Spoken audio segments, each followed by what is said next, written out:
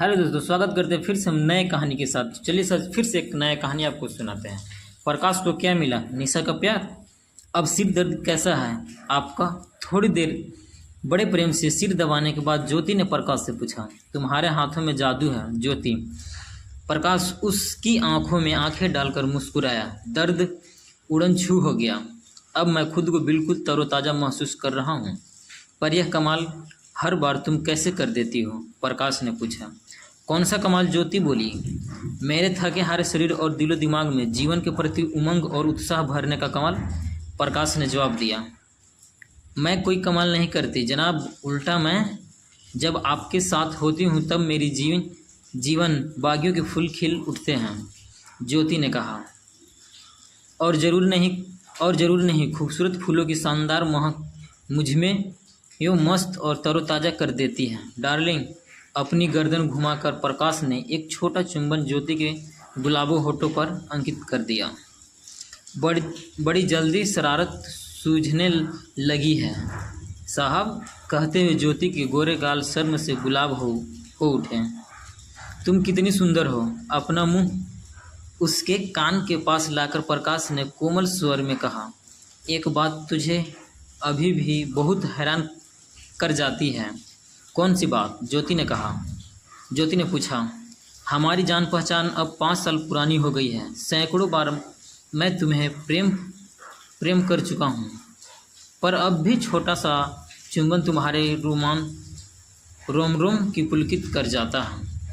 यही बात मुझे हैरान करती है ना? कमाल की बात। अब जवाब दो कि जादूगरनी हुई कि आप? अब जवाब दो, जादूगरनी मैं हूँ कि आप?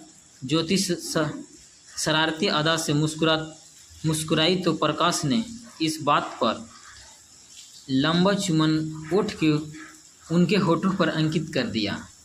अपनी सांसें व्यवस्थित करने के बाद प्रकाश ने मुस्कुराते हुए जवाब दिया, जादूगरनी तो तुम ही हो ज्योति। पहली मुलाकात के दिन से ही तुम्हारा जादू मेरे सिर चढ़कर बोलने लगा है।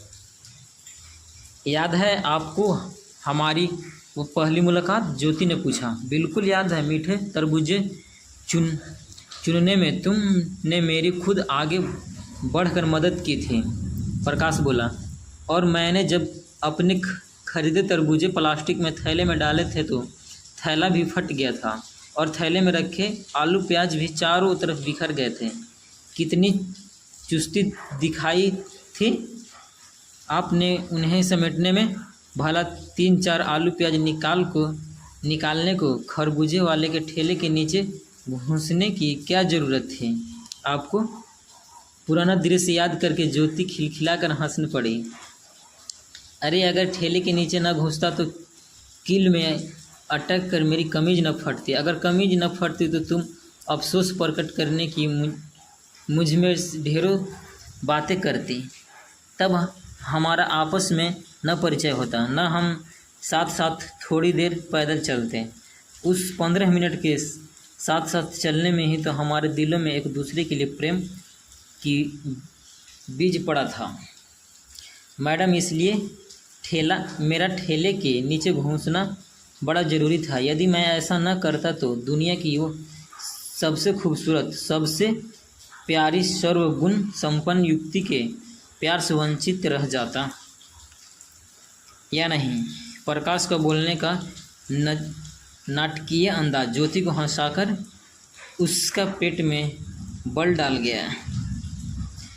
तुमसे उस दिन मिलकर पहली नज़र में ही मुझे ऐसा लग रहा था जैसे मुझे अपने सपनों का राजकुमार मिल गया हो। प्रकाश की गोद में सिर रखकर लेटते हुए ज्योति ने भावुक स्वर में पूछा। और जब बाद में तुम्हें यह मालूम चल गया कि तुम्हारे सपनों का राजकुमार शादीशुदा है, 2 बच्चों के पिता है, तब तुमने उसकी तस्वीर को अपने दिल से क्यों निकाल फेंका? प्रकाश ने पूछा। बुद्धू, इतने सोच विचार में प्रेम कहाँ पड़ता है? प्रेम को अंधा कहा जाता है जनाब। जिससे हो गया, जिससे नहीं हो तो नहीं। कोई जोर ज़बरदस्ती नहीं चलती प्रेम में। ठीक कहती हो तुम। निशा के साथ मेरी शादी हुई 18 साल से ज़्यादा समय बीत चुका है। हमारे बीच प्रेम का अंकुर कभी जड़ ही नहीं पकड़ सका, एक दूसरे के दिलों में जगह नहीं बन पाई। कभी हम तुम्हारे मेरे साथ संबंधों की जानकारी होने के बाद उससे मेरे संबंध हुए बहुत बिगड़ गए हैं। ज्योति। प्रकाश बोला, मेरे कारण आप उनसे मत उलझा करें प्लीज़। मैं कभी नहीं चाहूँगी कि मैं आपके जीवन में समस्या पैदा करूँ। मेरा प्रेम आपकी सुख शांति और सुखियों के अलावा और कुछ भी नहीं मांगता। कहते हुए ज्योति की आंखों में आंसू झिलमिला उठे। तुम कुछ मांगती नहीं और मैं जो तुम्हें देना चाहता हूँ वह दे नहीं सकता। अपनी मजबूरियों देखकर कभी कभी मुझे लगता है मैंने तुमसे प्रेम संबंध जोड़कर तुम्हारे साथ बड़ा अन्याय किया है।